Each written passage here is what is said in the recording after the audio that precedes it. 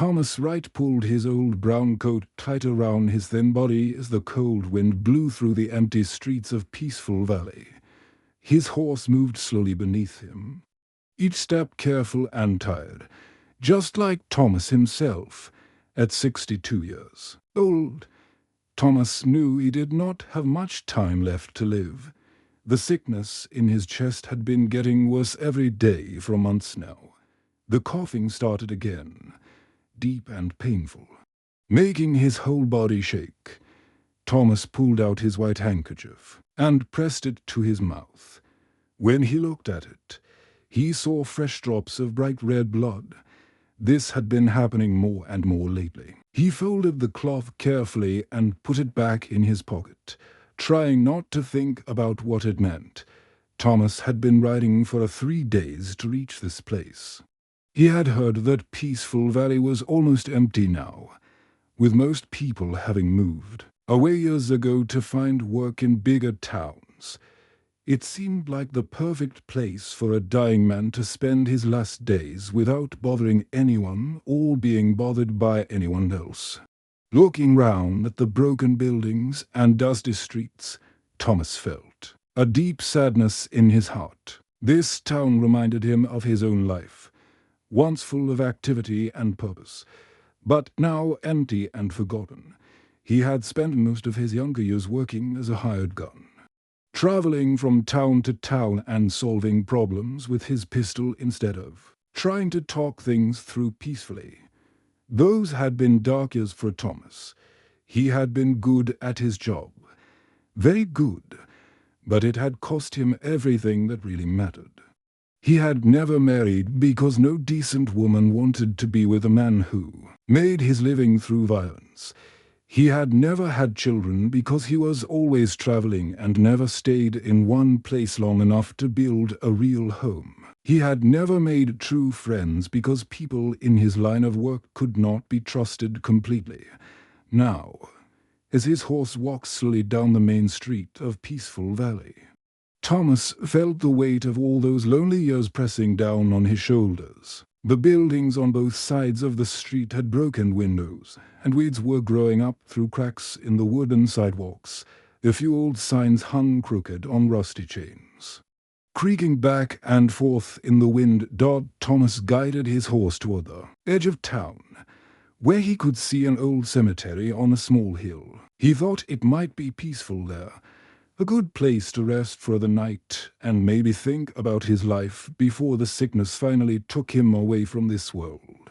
The cemetery was surrounded by a low stone wall that had several gaps where stones had fallen out over the years. Thomas tied his horse to a wooden post and walked slowly among the weathered grave markers.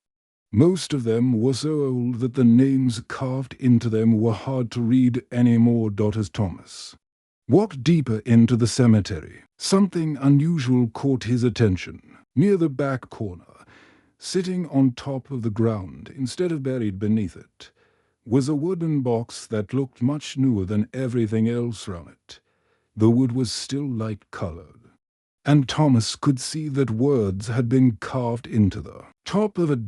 Thomas felt curious and a little worried as he walked closer to the strange box. When he got near enough to read the carved letters, his heart almost stopped beating.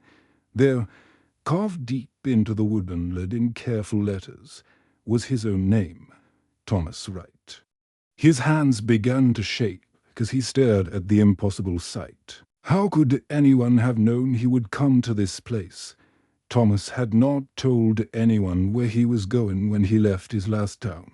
He had not even been completely sure himself that he would end up in Peaceful Valley until yesterday morning. With trembling fingers, Thomas brushed away the thin layer of dust that covered parts of the carved letters, making sure he was reading them correctly.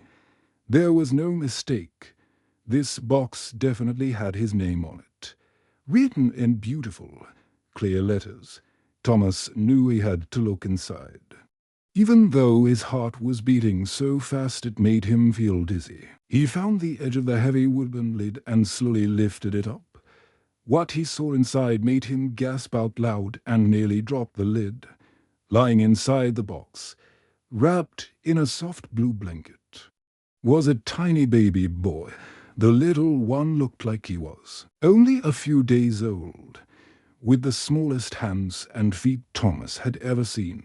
The baby was crying, but not loudly, just soft, sad little sounds that made Thomas feel like his heart might break without thinking. Thomas reached down and carefully lifted the baby out of the box the moment he held the tiny child against his chest. The crying stopped completely. The baby seemed to feel safe and warm in Thomas's arms. And Thomas felt something he had not experienced in 30 years, the feeling that he was exactly where he was supposed to be. As Thomas held the baby, he noticed a small piece of paper that had been tucked beside where the child was lying. He picked it up and read the words written in neat handwriting. "His name is Hope. The person who finds him will know what is right to do," standing there in that quiet cemetery, holding this precious baby named Hope. Thomas felt tears coming to his eyes for the first time since he was a young man. He felt that his life had real meaning and purpose. Thomas held baby Hope close to his chest as he walked carefully down the dusty main street of Peaceful Valley. The tiny child felt so light in his arms. But Thomas could feel the weight of responsibility settling on his shoulders. He needed to find someone who could help him understand what had just happened and how to take care of such a small baby. Most of the buildings in town were dark and empty, their windows boarded up or broken. But as Thomas looked round, he saw one place that still had warm yellow light glowing from its windows. It was a small general store with a faded wooden sign that read Ellis General Store in painted letters that had seen better days. Thomas pushed open the creaky wooden door with his shoulder, being very careful not to bump the baby. A small bell attached to the door rang softly, announcing his arrival. The inside of the store was warm and cozy, with shelves full of canned goods, tools, and other supplies that people in a small town might need. From behind the counter came an elderly woman with gray hair pulled back in a neat bun. She was wearing a simple brown dress and a white apron, and when she saw Thomas holding the baby, her weathered face immediately changed. Her eyes grew wide and filled with tears.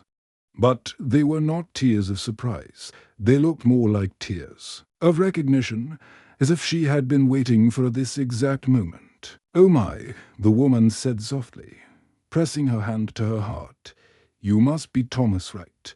She did not ask it as a question. She said it like she already knew who he was. Thomas felt confused and a little worried. "Yes, I am Thomas, right?" he replied carefully. "But how did you know that? And how did you know I would be here?" The elderly woman smiled gently and gestured for Thomas to sit down in one of the wooden chairs near her counter. "My name is Margaret Ellis," she said. "I own this store, and I have been waiting for you to arrive. Please, sit down and let me help you with that precious baby." Thomas sat down slowly, still holding Hope protectively. Margaret moved around her store with surprising energy for someone her age, gathering supplies and heating water on her small stove. She prepared a bottle of warm milk and brought it over to Thomas, showing him how to feed the hungry baby. "I was wondering when you would finally come," Margaret said quietly as she watched Thomas give the bottle to Hope. The baby drank eagerly, his tiny hands gripping Thomas's fingers. "About 3 weeks ago, a young woman came through town. She was very pregnant and looked absolutely terrified."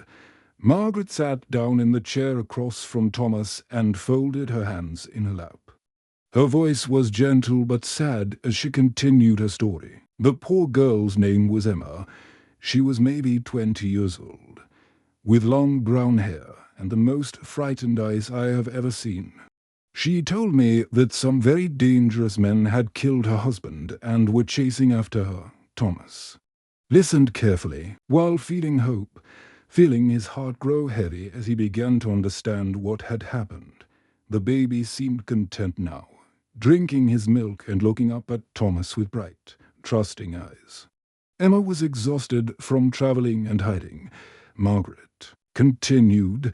She had been writing for days, trying to stay ahead of the men who were after her. She told me she was looking for someone specific, a famous gunfighter named Thomas Wright.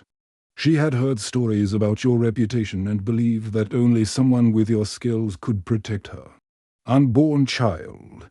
Margaret paused to wipe tears from her eyes with a small handkerchief. I told her that I had never heard of anyone by that name in these parts, but Emma was so determined. She said she had been told in a dream that Thomas Wright would come to Peaceful Valley, and that he would know what to do when he found her baby. Thomas felt a strange sensation in his chest, not the painful coughing from his sickness, but something warmer and more peaceful. What happened to Emma? He asked, though he could see the sadness in Margaret's face and feared he already knew the answer. Margaret's voice became even softer as she explained the rest of the story. Emma gave birth to this beautiful baby boy right here in my store. I helped her as much as I could, but she was so weak from everything she had been through. The birth was very difficult, and she never really recovered her strength. Margaret looked at Hope, who had finished his bottle and was now sleeping peacefully in Thomas's arms. Emma lived for 2 more days after Hope was born. She spent every moment looking at her son and talking about how Thomas Wright would come to save him. She made me promise to put the baby somewhere safe, somewhere that Thomas would surely find him when he arrived. Thomas felt his throat grow tight with emotion as he realized the full meaning of what had happened. Emma asked me to carve a wooden box with your name on it, Margaret said. She told me exactly where to put it in the cemetery, and she made me write that note about the baby's name being Hope. Margaret reached over and gently touched the baby's tiny hand. Her last words were a prayer. She asked God to send her baby, someone who would love and protect him like a real father would, someone who would give him a chance at a good life. As Thomas held Hope close to his chest and felt the baby's steady breathing against his heart, he realized that everything in his life had led him to this moment. He was no longer just a sick, dying gunfighter with nothing left to live for. He had been chosen for the most important job he would ever have. Thomas Wright had never imagined he would spend his final days learning how to take care of a baby. But that is exactly what happened after he found Hope in the cemetery. He made the decision to stay in Peaceful Valley, and Margaret Ellis kindly offered to let him sleep in the small room above her general store. This way, he could be close to help and advice whenever he needed it. The first few days were very difficult for Thomas. His big, weathered hands had spent years holding guns and reins, not tiny babies. When Hope cried, Thomas felt panic rise in his chest because he did not know what the baby needed. Was Hope hungry? Was he cold? Did his diaper need to be changed? Thomas had never learned about any of these things. Margaret became his patient teacher, showing him step by step how to care for such a small child. She taught him how to test the temperature of milk on his wrist to make sure it was not too hot for the baby's mouth. She showed him how to support Hope's tiny head when picking him up, and how to wrap him snugly in blankets so he would feel safe and warm. Babies need to feel secure, Margaret explained as she watched Thomas practice holding Hope. When you hold him close to your chest, he can hear your heartbeat, and it reminds him of being safe with his mother. Thomas learned quickly because he wanted so desperately to do everything right for Hope. Every morning, he would wake up coughing from the sickness in his chest, and the sound would remind him that his time was running short. But then he would hear Hope making soft baby sounds from his makeshift bed, and Thomas would feel his heart fill with a warmth and joy he had never experienced before in his entire life. During his second week in Peaceful Valley, Thomas decided that Hope needed a proper bed instead of sleeping in the wooden box they had been using. Thomas had always been good with his hands, so he spent several days building a beautiful wooden crib. He carved small decorations into the sides and painted the whole thing a soft light blue color that reminded him of a peaceful sky. Margaret was impressed with Thomas's work on the crib. "You have a real talent for woodworking," she told him as they set it up in the corner of the room above the store. "Hope will sleep so comfortably in this beautiful bed." Margaret also taught Thomas how to sew, which was something he had never imagined himself doing. Together, they made soft blankets and tiny clothes for Hope as he grew bigger each week. Thomas's stitches were crooked at first, but he kept practicing because he wanted everything for Hope to be perfect. One of the most surprising things that happened to Thomas was discovering that he could sing. He had never sung a song in his life, not even as a child.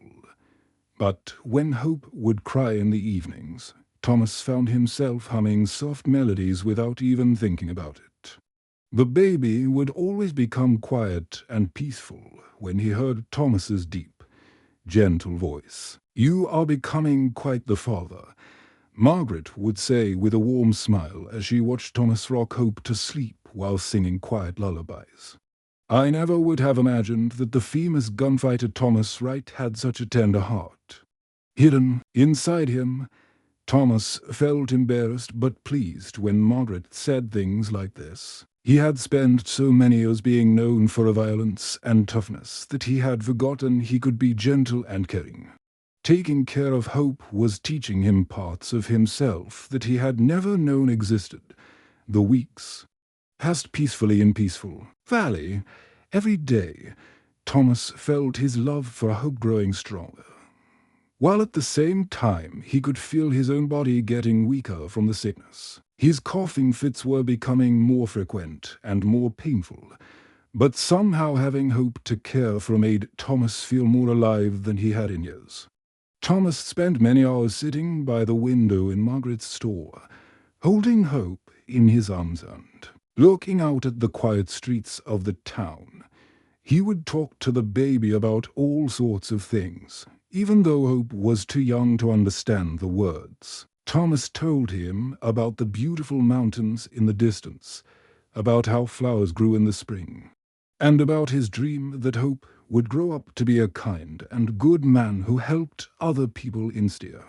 Diverting them, Thomas also used some of his time to teach Margaret important things about staying safe. He knew that his past might catch up with him eventually, and he wanted to make sure Margaret would know how to protect Hope if anything dangerous happened. He cleaned his old gun and showed Margaret where he kept it hidden, though he hoped with all his heart that she would never need to use such knowledge. One quiet evening, as Thomas was feeding Hope his bedtime bottle, he noticed that the baby was looking directly into his eyes with an expression of complete trust and love. The baby's small hand was wrapped round Thomas's finger, holding on tightly as if he never wanted to let go. "You have made me a better man than I ever thought I could be," Thomas whispered to Hope. "I promise I will protect you with whatever strength and time I have left in this world." Margaret watched this tender scene from across the room and felt tears come to her eyes. She could hardly believe how completely Thomas had changed from a lonely, dying gunfighter into a devoted father figure who would do anything for his child. Love had transformed everything about him. Thomas had been living peacefully in Peaceful Valley for 2 months, learning how to be a father to baby Hope. Every day had been filled with small joys, feeding Hope, changing his clothes, and watching him grow stronger and more alert. Thomas's own health was getting worse, but having Hope to care for made every difficult day worth living. On this particular morning, Thomas was sitting in his chair by the window, giving Hope his morning bottle of warm milk. The baby was growing so fast that Thomas had to make new clothes for him almost every week. Hope was starting to smile now when he saw Thomas's face, and those little smiles made Thomas feel happier than he had ever been in his entire life. The peaceful morning was suddenly interrupted when Margaret came rushing up the stairs to Thomas's room. Her face was white with fear, and she was breathing hard as if she had been running. Thomas had never seen the kind old woman look so frightened before. "Thomas," Margaret whispered in an urgent voice, trying not to wake the baby. "There are 5 men on horses riding into town. They do not look like ordinary travelers. They look dangerous, and they have been asking people in other towns about a baby and a woman named Emma." Thomas felt his heart sink and his blood turn cold. He had been dreading this day ever since he found Hope in the cemetery. Deep down, he had always known that the dangerous men who had been chasing Emma would eventually track down her baby. He had hoped they would never find their way to Peaceful Valley. But now his worst fears were coming true. Thomas carefully placed Hope in his beautiful blue crib and bent down to kiss the baby's soft forehead. Hope looked up at him with bright, trusting eyes, completely unaware that danger was approaching. Thomas felt his heart breaking as he realized this might be the last peaceful moment he would ever share. He with the child he had grown to love like his own son. "Margaret," Thomas said in a calm but serious voice, "I need you to take Hope to the back room of your store right now. Lock the door from the inside and do not open it for anyone except me. No matter what you hear happening outside, do not come out until I tell you it is completely safe." Margaret's eyes filled with tears, but she nodded and carefully picked up Hope from his crib. "What are you going to do, Thomas?" she asked, though she could probably guess the answer. "I am going to protect my son," Thomas replied simply. He reached into his old traveling bag and pulled out the gun belt he had not worn in months. His hands shook slightly as he buckled it round his waist. But not from fear, from the weakness that his sickness had brought to his body. Thomas walked slowly down the stairs and out onto the main street of Peaceful Valley. His legs felt unsteady beneath him, and he had to stop twice to catch his breath and control his coughing. But his mind was clear and more determined than it had been in years. He was no longer fighting for money or reputation or pride. He was fighting for a love, for innocence, and for the right of a child to grow up safe and happy. The 5 men on horses were waiting for him in the dusty road that ran through the center of town. Thomas recognized their leader immediately. Even though it had been many years since he had last seen the man's face, it was William Black, who had once been Thomas's partner in the old days before they became bitter enemies. William Black was a cruel and greedy man who cared only about money and power. He was younger than Thomas and still strong and healthy. Thomas knew that William had probably spent years tracking down Emma and her baby because he believed they were connected to some hidden treasure that Emma's family had left behind. Well, Thomas right. William Black called out with an evil smile on his scarred face. "I heard you were dying of some terrible sickness. You certainly look terrible, old friend. I almost did not recognize you." Thomas stood as straight as he could manage despite the pain in his chest. "I am not your friend, William," he replied in a calm, steady voice. "What do you want in this peaceful town?" William laughed in a cold, harsh way that made Thomas's skin crawl. "Oh, I think you know exactly what I want. Thomas, give me Emma's baby, and nobody in this town has to get hurt. That child belongs to me now, and I have come a very long way to collect what is mine." Thomas felt anger rising in his chest. but it was a different kind of anger than he had ever felt before. This was not the hot rage of a gunfighter. This was the protective fury of a father whose child was being threatened. That child belongs to no one but himself, Thomas declared with surprising strength in his voice. He is under my protection now, and I will never let you take him. William Black looked Thomas up and down with obvious contempt. You can barely stand up straight, Thomas. You cannot possibly fight all 5 of us in your condition. Just hand over the baby, and you can go back inside and die in peace. But Thomas was no longer the same man who had once lived for fighting and violence and the thrill of danger. He had been transformed by 2 months of caring for Hope. 2 months of learning what it meant to love someone more than his own life. I will never let you hurt Hope, Thomas said with a voice that carried across the empty street. If you want him, you will have to go through me first. The sun was just beginning to rise over the mountains when the confrontation began in the dusty main street of Peaceful Valley. Thomas Wright stood alone facing 5 dangerous men on horseback. Knowing that this would be the most important fight of his entire life, his body felt weak from the sickness that was slowly killing him. But his heart was filled with something much stronger than his physical pain, the fierce, protective love of a father defending his child. Thomas's hands were surprisingly steady as he prepared for what was about to happen. During his younger years as a gunfighter, his hands would sometimes shake before a fight because he was afraid of getting hurt or killed. But now, standing in this empty street with baby Hope depending on him, Thomas felt a strange calmness wash over him. He was not fighting for money or reputation anymore. He was fighting for love, for innocence, and for the right of a child to grow up safe and happy. William Black and his 4 companions climbed down from their horses and spread out across the street. They were all younger and stronger than Thomas, and they knew he was sick and weak. William had an ugly smile on his scarred face because he thought this would be an easy victory. Last chance, Thomas. William called out, "Give us the baby, and we will make this quick and painless for you." Thomas shook his head slowly.